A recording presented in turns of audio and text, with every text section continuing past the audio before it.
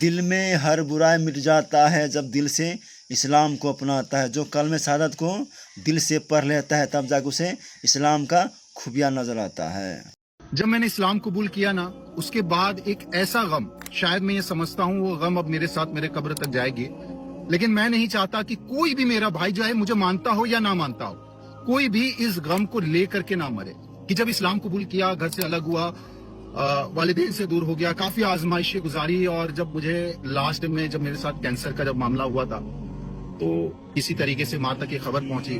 ماں چھپ چھپا کر کے آئی ملنے کے لیے، کئی ساری چیزیں ہوئی، اور الحمدللہ جیسی خدمت ہو سکی، کیونکہ اس وقت میں ایسی پوزیشن پہ نہیں تھا کہ نہ میں ماں کی خدمت کر سکوں، کیونکہ میں خود ایک معذور تھا اور مالی اعتبار سے بھی بہت کمزور تھا.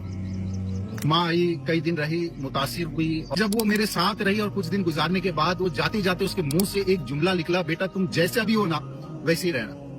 میرے دل میں خیال آیا کہ میں اس کو دعوت دے دوں، خیال آیا کہ میں بھی پیش کر دوں، کم از کم جو ہے وہ کر لے تو.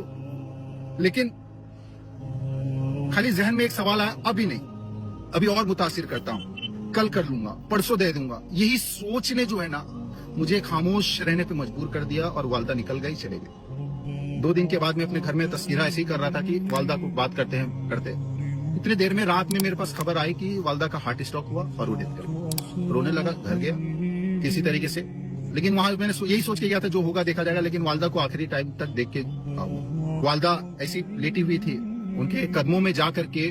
لیکن آپ سمجھتے ہیں نا اس سمے میں رویا تو بہت تھا، لیکن میں چاہ کے بھی میں اپنے ہاتھوں کو بلند کر کے دعائیں مغفرت نہیں کر سکا. پھر دل میں ایک چیز یاد آیا کہ کاش میں پہلے تھوڑی کوشش کر لیتا تو شاید آج میں ان کے حق میں دعا بھی کر سکتا. میں نہیں چاہتا کوئی اس بوجھ سے قبر میں جائے. عید گزرتے ہی آج جس طرح ہماری مسجدیں ویران ہو گئی ہے، آج عید گزرتے ہی جیسے ہی عبادتوں کا شوق ختم ہوتے جا رہا ہے. خدا را کہیں ایسا نہ ہو کہ مرنے کے بعد ہم وہ غم لے کے جائے. کاش ہمارے پاس چند مہلت ہوتی تو ہم تھوڑی کوشش کر لیتے، کاش تھوڑا سا وقت مل جاتا تو ہم عبادتیں کر لیتے، اپنے رب کو راضی کر لیتے. خدا را اپنی زندگی میں سنو، اپنی زندگی میں اللہ کے حکم کو بجا لانے کی کوشش کرو، کیونکہ یہی 2 چیزیں ہیں جو ہمارے قبر میں نجات کا ذریعہ بنے گی، ورنہ خسارے اور ہائی ہاتھ کے علاوہ کچھ نہیں ہوگا. افسوس کا مقام ہے کہ آج ہماری مسجدیں پھر ویران ہو گئی.